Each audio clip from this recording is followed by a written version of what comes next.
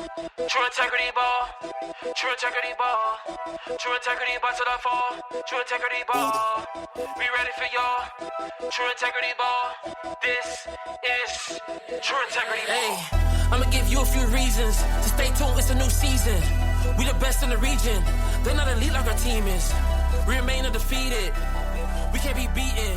We stay on the offensive. We so good at reading the defense. You can bet on us, put your bread on us, and I said I trust.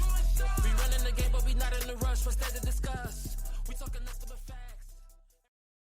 And welcome back to another episode of True Integrity Ball. I'm your host, Drew, here with my co-host, Sean. Yo. Man, rolling into week 14. Yeah, week 14. Man, you know, it's slowly coming to an end. But let's go ahead and enjoy these last few weeks as the playoff picture gets clearer. Today, we'll go ahead and discuss the Coach of the Year candidates. You know, the Jameis Winston experience on the Bills clinching the division. And then we'll give some kind of Miami Hurricanes weekly report. And then, you know, at the end, we'll go ahead and provide some betting picks. But at the top, like I mentioned, man, we're going to, you know, the season coming to an end. So we could name some of the potential Coach of the Year candidates. And I'm not sure how you want to take it, bro. I guess I'll just list off a few names who I think will be. I got your boy Sean Payton, Sean McDermott, Mike Tomlin, and Dan Campbell. What you thinking of any of those names, bro? It's gonna end up being Dan Campbell. If they continue on the route that they are on, I don't think it's gonna be Mike Tomlin. I know, he's coached them pretty well. Nobody thought they would only have 3 losses and be winning the AFC North, but I think it's gonna be Dan Campbell because they only have 1 loss. And you can definitely see the improvement from last year to this year, even though some will say, and I think they should have been in the Super Bowl last year had they not given up that 21-point lead. But you can definitely see the improvement. They're definitely dominating the league. They look like the best team in the league. So it's most likely going to be Dan Campbell. Yeah, definitely, man. You know, I was high on him since the beginning of the season. Shit, even since last year. So I'm glad to be proven right, man, because he got them boys rolling at this moment. And I guess just give some props to that boy Sean Payton, what he doing with the Broncos. You know, they currently, you know, they're above 500. You know, with a rookie quarterback, an expectation was maybe just getting to 500. So you got them playing some good ball, looking like a completely different team from last year. And if they mess around and make it into the playoffs, and I know they probably in position at this moment to make the playoffs, so he'll definitely have a great case, man. Any final thoughts on any of them coaches, man, or any other Nah, coach you particular had in mind? nah, it's clear. It's clear as day who's probably going to win. So, yeah, I ain't have nothing else. Gotcha, man. And just moving on, and other storylines that's coming out of week 13. You know, that boy Deontay Johnson was suspended, you know, for a game. Don't know what to make of it, bro. You know, he definitely was basically wide receiver 5. If I'm not mistaken, the story was something they called him to go into the game and he refused or something like that.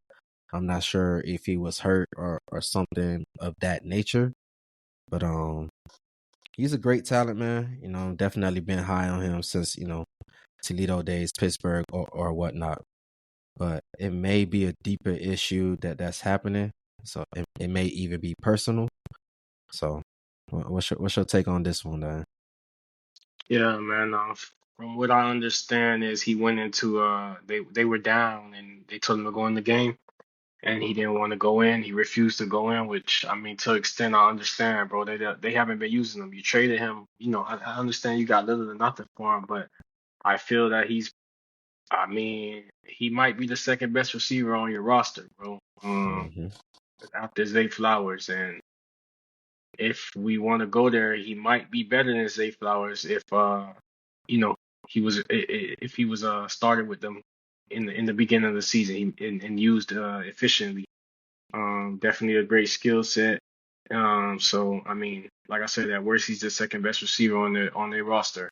You're not using them, I don't understand. But hey, man, I have so many problems with the Ravens right now, bro. This is the least of their problems right now. And you got a bunch of starters getting benched, so I don't know, bro. Yeah, You yeah, got you no got doubt. you got a bunch of starters being benched. Marcus Williams, the same thing, bro. He got benched. You won't put Deontay Johnson in. I don't know what they doing. I have no idea, bro. Well, good thing they are having a bye week, so it's probably coming at the perfect time for them.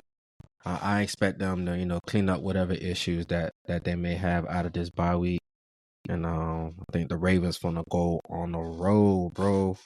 But I guess we could just go ahead and move on. Another big thing, another suspension that happened this week. This one was given by the NFL. That boy Azeez Al-Shaair.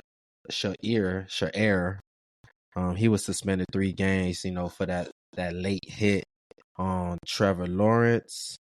I'm not sure if you heard Tom Brady had his response on it. To me, bro, he kind of summed it up perfectly.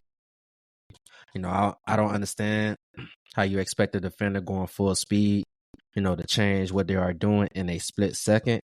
It just seems kind of unrealistic. The quarterback and the defender needs to protect himself. Quarterback needs to get his ass down. And the defender probably just need to stop trying to take everybody head off, especially the quarterback. But definitely just sad to see what happened with Trevor Lawrence. Hope he's okay. But we all those players need to do better, man. What's your thoughts on the hit, man? I guess the suspension as a whole. Yeah, I'm glad you explained it because some people who never played football really don't understand. They just look at these hits in slow motion Mm-hmm. and basically think the worst. But if I'm going to tackle somebody, I'm getting ready to I'm getting ready to strike the zone, Exactly. which is anybody that don't know, you're trying to tackle basically from about the sternum down to about, anywhere from the ankles, the sternum to the ankles. And Trevor Lawrence is 6'6", bro. Mm-hmm. I'm pretty sure. I don't know what Al-Shaair's height is, but I'm pretty sure, pretty confident to say he's anywhere between 6'1" and 6'3". Mm-hmm. So Trevor Lawrence is running high as day, bro. He's 6'6". Shazir's running up, and he's basically, he's getting ready to shoot a shot. He's getting ready to make that tackle. He's already launched himself to make the tackle. By Exactly. the time Trevor Lawrence slides, It's already down too he's much. already there. Yeah. He's already there. So the hit looks bad. You can't wait. I'm going to tackle somebody. I can't wait to see if he slides because if Yeah. he fucking around and don't slide, it's touchdown. You don't have Yeah. enough time to sit there and wait. If you going to tackle, bro, you have to meet him. You got to beat him to the point. So I don't think it was a dirty hit at all, man. It's a physical game, and we kind of got away from it. Also saw a hit that Cam Newton went through the same exact hit. Might have been a little bit worse. Mm-hmm. And Cam Newton got right up. This was about 6, 7 years ago. Cam Newton had the same exact hit. Devontae KZ hit him. When Cam was in Carolina, KZ was playing for the Falcons, and we didn't have the same uproar. And like I said, bro, this game, a lot of these hits, they play the hits 7 and 8 times on the screen, and they just don't present the case. You're trying to make the game safe, bro, and I just really don't think it's making the game safe. Yeah, bro. So that's just my opinion, though, man. Dude is done for the season, though. He was already hurt. But dude is done for the season, bro. He was having a Yeah. bad season anyways. I don't understand how people expect somebody to change their position in a split second, bro. And like you mentioned, bro, by the time Trevor Lawrence even really began his slide, that boy he was already going towards his target, man. So Yep. I guess it's unfortunate that he got that suspension. They trying. The main reason why I guess he got suspended because it looked bad.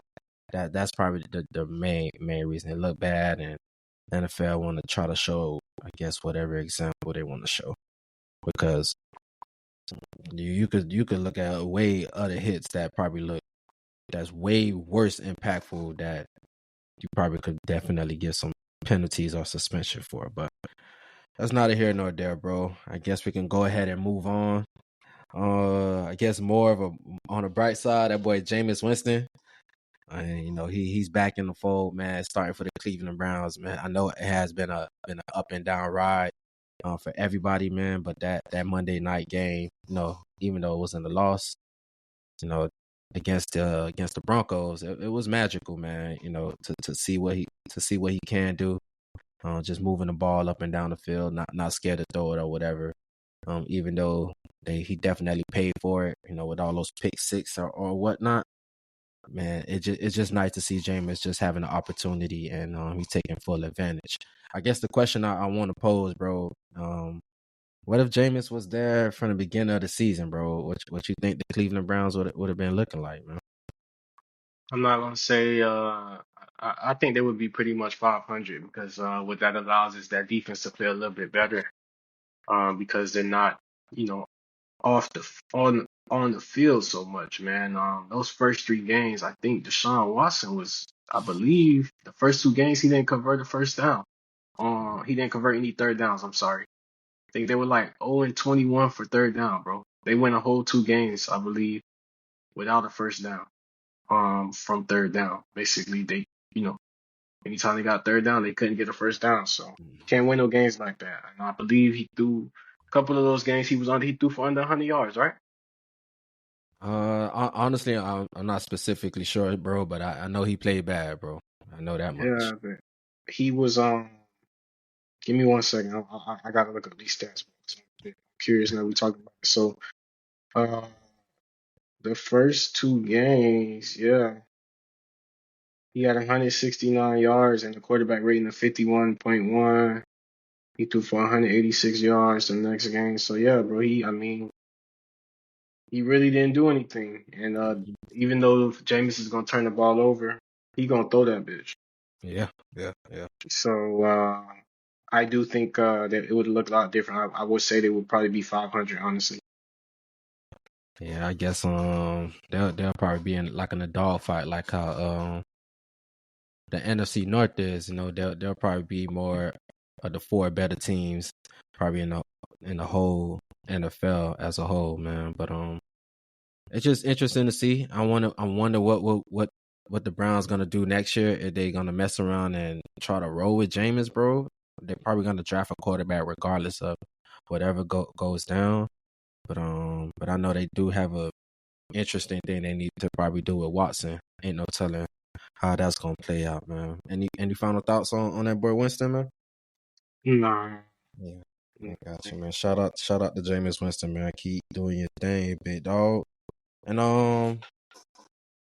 I guess another storyline, on touch on, I guess it's just the Bills, man. They clinching the division on the AFC East. This early. I would have said early in the season, but this close.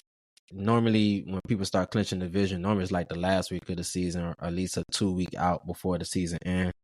And the Bills already done it, man. In the beginning of December, definitely impressive to see because I know expectation was, I know most people expecting them boys to take a step back, for all the reasons I'm sure everybody knows. But that boy Josh Allen, he playing at an MVP level. This is probably his best year of his career.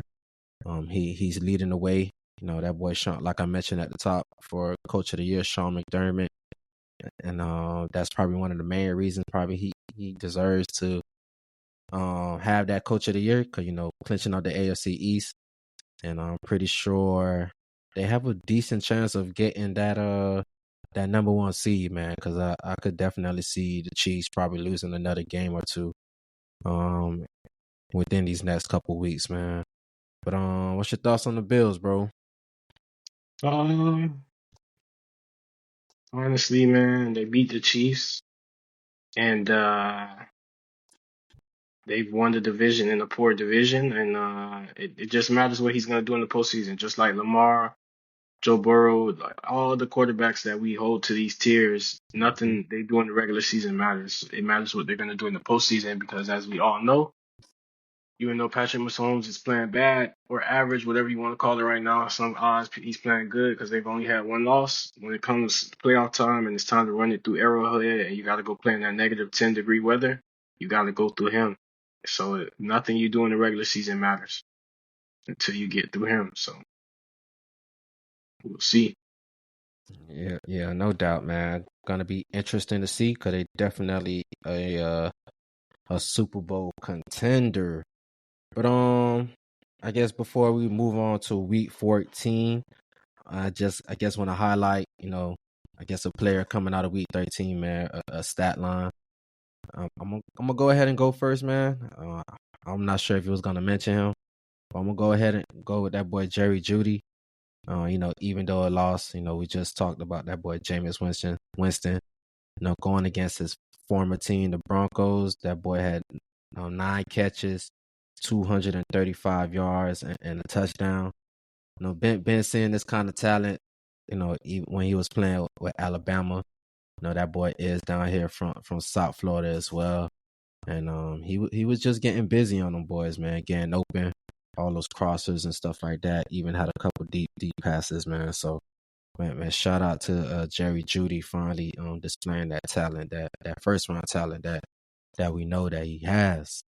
Who you got this week, bro? To go with the Saints, bro. I don't know if you've been watching them. But the Kamara. Kamara had 23 for 112. Mm-hmm. I thought he scored. Nah, he So didn't. he didn't score. I thought he had a couple touchdowns in there. I'm looking at the wrong week. Nah, not Kamara, man. And I'm thinking of the wrong week. I was gonna say Kamara and Valdez Scantling. Valdez Scantling got cut, bro, in last week. He had I think he had 3 touchdowns the week before last, and I'm thinking of the wrong week. The same thing with Kamara. So I'll go Saquon, bro. Saquon had a great day. He bust that getaway touchdown. Now he had 23 for 107 and a touchdown. Mm-hmm. And I think he kind of won the game for them, bro. If he didn't get that run, probably still end up being a dogfight to the end. Yeah, So no, I'll go Saquon, bro.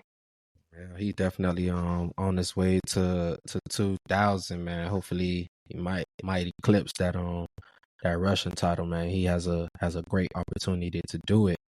And I guess before we move on to week 14, let's go ahead and give the Miami Hurricanes weekly report.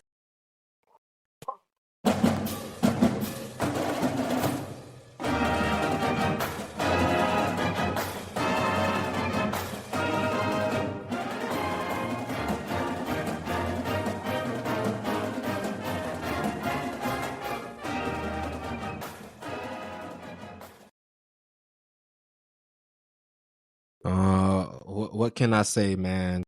I guess just disappointed in the Hurricanes. Like Sean been mentioning basically all season. Cam Ward is probably the best quarterback that Miami has had in their history. It's just unfortunate for them to not even make it to the ACC championship. And all they had to do was win, man. All they had to do was win, and all the defense had to do was just get one stop, and we just couldn't do it, man. Honestly, I wasn't expecting the Miami team to win a national championship. If they got it to the playoffs, that's cool. But I would have been satisfied if them boys at least got to the ACC championship and won the ACC championship, man. Just to have that title in our history, because being in the ACC for over 20 years and coming into the conference, we had high expectations of freaking dominating the ACC and not to even win it one time. No, it's kind of underwhelming and very disappointing. And they had a perfect opportunity to do it this year. Even though they may not even have beat SMU, but just getting there and having an opportunity to win that game, man. So just a disappointing season as a whole. Shout out to Cam Ward and Xavier Restrepo. Them boys definitely ball. But I'm not sure where Miami go from here, bro. What's your thoughts, man? Man.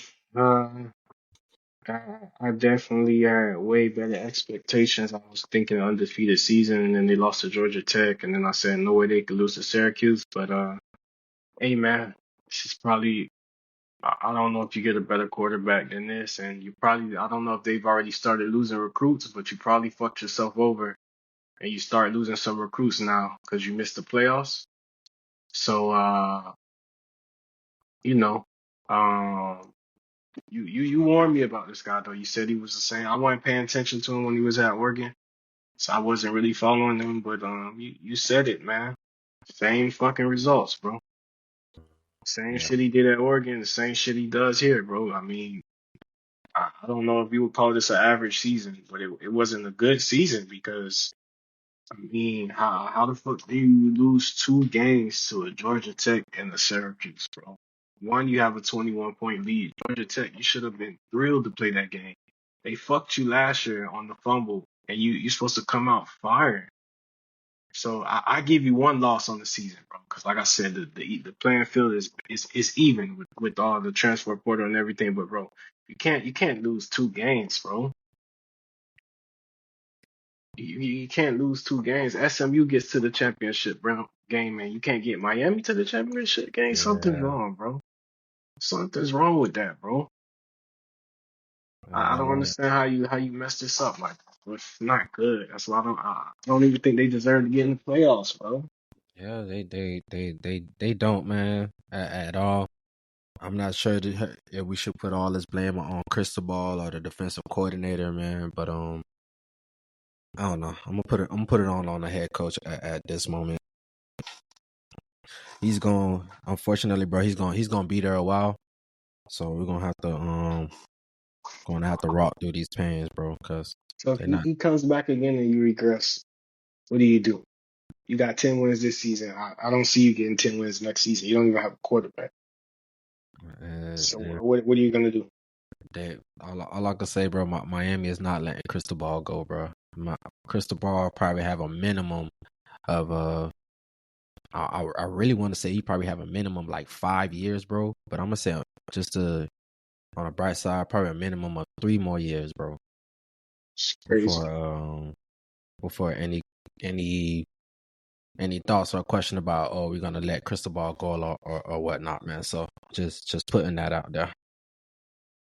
Oh man. Any final thoughts, bro? No, that's all. All right, for sure, man. But I guess we can go ahead and jump back into the NFL for jumping into week 14. And I guess the first thing, bro, what's some games you're looking forward to, man, coming up this week? Yeah, for me, I'm looking at this Seattle versus Arizona game. They still they battling it out, bro, to get in the playoffs, bro. So it should be a good one. Should be a good one. Yeah, no doubt. That probably should be one of the better games of the week, other than probably the one that happened, yesterday with the Green Bay and Detroit. But I'm gonna go with Minnesota and Atlanta. I know Atlanta traveling to Minnesota or whatnot. Kirk Cousin, the a revenge factor for me. He's not been has not been playing that well these past few weeks. Especially coming off that bye. He still looks bad. With those 4 interceptions last week. But I do expect a better performance. Not that much better. Especially playing against Flores. And I also do want to see Darnold, man. He has had an impressive season so far. And I expect that boy Justin Jefferson to have another big game, bro.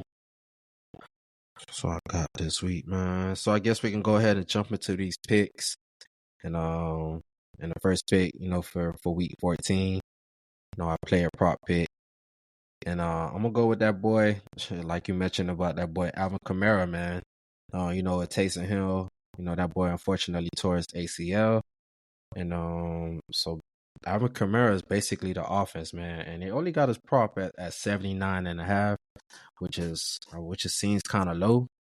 And I know Dexter Lawrence, he's out for the season as well.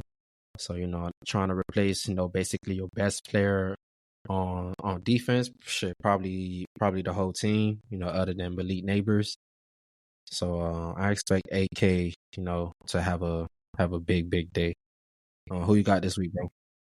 Yeah, for me, I took Saquon Barkley over 109 yards. I think they're playing the Panthers, so should get out to a lead and be able to, run that clock in the second half and bring it home. So I definitely see him going over the 109, and I think they're going to try to ride him and get him the rushing title. Yeah, no doubt, man. I hope that do not bite them in the long run. But I guess our next segment, our over and under, and I'm gonna go with Arizona and Seattle under the 44. I know you're expecting that to be one of the better games of this week, but I'm expecting a defensive game. Low scoring on both sides of the ball, man. Probably more of a defensive battle, if anything. Seattle has been playing some good ball since the bye week, and especially since that boy Ernest Jones had came into the lineup. And Arizona, they've been up and down. Some days they good, some days they bad, and so I'm just expecting a good matchup, man. Especially with Seattle winning the last matchup. They just played like 2 weeks ago, man. So Arizona and Seattle under the 44. Who you got this week, bro? I got Cleveland and Pittsburgh under the 43 and a half. You said Pittsburgh and Cleveland under the 43? 43. Yeah, under the 43. Gotcha. Think it'll be a defensive game. Cleveland already beat Pittsburgh, so I know Pittsburgh's going to come out with a different strategy. But I think Cleveland defense has been playing really well, bro. And they had the top defense, the top two defense last year. But like I said, bad quarterback play initially hurts the defense when the defense is always on the field the whole game. You can't get no momentum. You're always on the field. So I think Cleveland, and Pittsburgh will go under 43 after seeing that. Sure, I got you, bro. Speaking of Pittsburgh, moving on to our teaser section. Where we give a team basically 6 points, and one of the teams I'll be using this weekend, man, is Pittsburgh.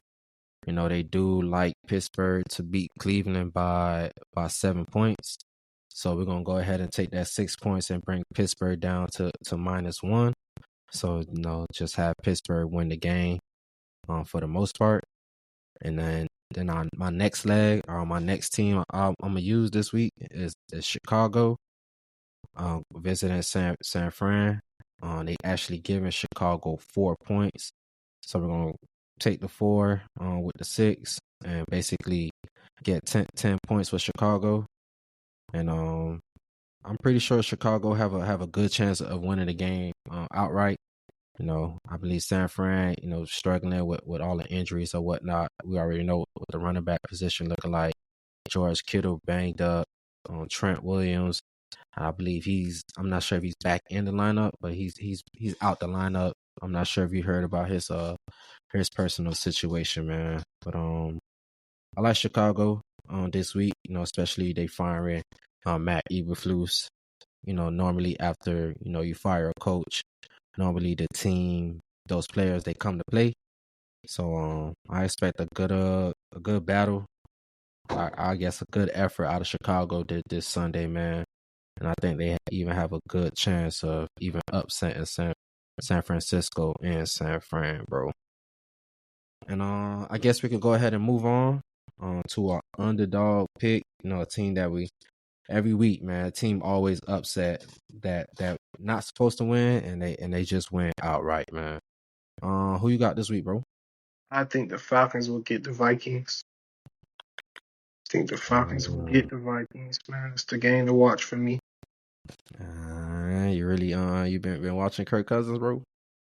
Yeah, I have, but the reason why I say that I think they're gonna get him, I think Penix. This is the game Penix is gonna come in. think Penix will be in this week. So, That's interesting, bro. So you think he gonna and come in and save the day? I actually do think think Penix was one of the best quarterbacks in the draft. Against Flores I in, do. in, in Yep, yep, Minnesota. yep, yep. I do. I do. These guys that come off the bench, bro, I be telling you, it kind of throws everything off, bro. You look at when Jameis first came in and played against the Ravens. There's Yeah, no expectation, there's no pressure, bro. So I mean, the guys that come in that they have no film on, more times than not, they usually go off because you're you don't know what to expect. you're a rookie though, bro. You're a rookie. That's fine. He's an old rookie, very mature rookie. I wasn't high on Bo Nix. Bo Nix, like I told you, Bo Nix was playing on Auburn when I was in college. Yeah, Uh, yeah, yeah. Penix is a 7-year college player.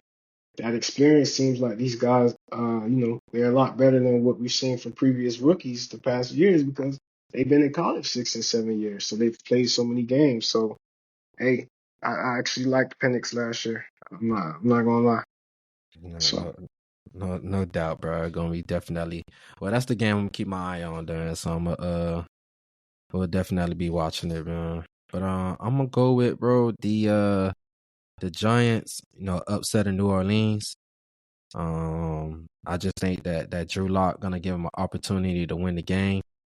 I just think putting it all on Alvin Kamara, I think it just may be a little bit too much. And I think that boy, like I mentioned, man, Drew Lock, Brian Dayball, he gonna put him in position to have some opportunities to score some points. And I think Derek Carr even gonna give the Giants some opportunities with a turnover or something like that. And put him in position to win the game, man. So they like the Saints to beat the Giants by 5 points, but I'll take the Giants with the 5 and put some on that money line, man, that they can win straight up. And I guess our next segment, bro, our lock of the week. Who you got this week, bro? yeah, I took, what did I take? Hold on. I took AJ Brown over the 77.5. I wasn't sure if Devontae Smith, I was trying to look up Devontae Smith to see if he was playing. I think that's why I wrote that down. Mm-hmm. I don't know if you watched the game last week, but they had got AJ Brown into a little rhythm. I know he only finished with like 5 catches or like 60 yards or something, but they was hitting him on the mid routes, bro. He caught like 3 slants in a row, and then they hit him with an in and a dig. But they got him in a little rhythm, bro, where they on each drive they basically hit him with 2 completions back to back. I thought he was gonna have a really big day. But if Devontae Smith's not playing, they're gonna feed him early. Like I said, get out to that lead, and then Saquon gonna take over in the second half and get that rushing title. Continue on that pace for that rushing title. Yeah, no doubt. That's definitely a solid pick. I think this week, bro, I think I'm gonna go ahead and roll with Miami. Minus the 5.5, playing the Jets this weekend down here in Miami. And I mean, I know the injury report just came out. That boy Sauce Garner is doubtful. That boy Brees Hall is doubtful. Jets just not playing like a good team right now, man. That boy Tua, he rolling. The offense is cooking. Coming back from IR or whatnot. Man, he's been playing some solid ball, man. He seems locked in, focused. And I expect them boys to keep it rolling, man. Have a small chance of rolling into the playoffs, bro. Any final thoughts, man? Before we close up? You think the Dolphins could get in the playoffs? I know we talked about this 2 weeks ago. If they keep winning, and I think Denver and Chargers, I think they got the lead right now, and I think the Ravens the number one wild card spot right now. But definitely it's an opportunity if they win out the rest of their games, which they have a good opportunity to. And Denver and Chargers, they drop a game or two coming down the end, the stretch. Yeah, bro. They had an opportunity to get to that playoffs, bro. They don't play their hardest opponents for the season. It's probably the Bills. They already Gotcha. played. They played them twice already. So and they lost both games. So that's probably their hardest opponent they got to play for the rest of the season, man. So it's all in the Dolphins' hand, man. Gotcha. Man. Yeah, man. Like I mentioned every week, man. Good luck. Going into your fantasy. I believe this like the last week before the fantasy playoffs, man. So some people already eliminated. Some people clinch. Bro, I did clinch a spot in one of my fantasy leagues. I'm actually first place in that league as well, man. So Wow, that's what's up. yeah, bro. Definitely wish me luck on that one. And have a good weekend betting, man. Hopefully everybody makes some money, man. And we'll see you guys next week, man. Peace. Yo.